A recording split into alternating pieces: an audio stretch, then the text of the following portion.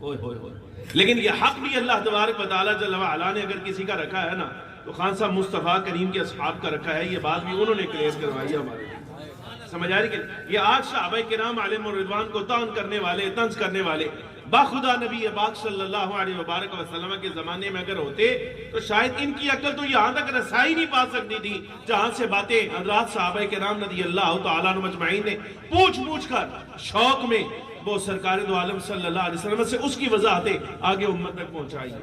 ये उनका हक है सहाबा किराम अलैहिम रिज़वान का।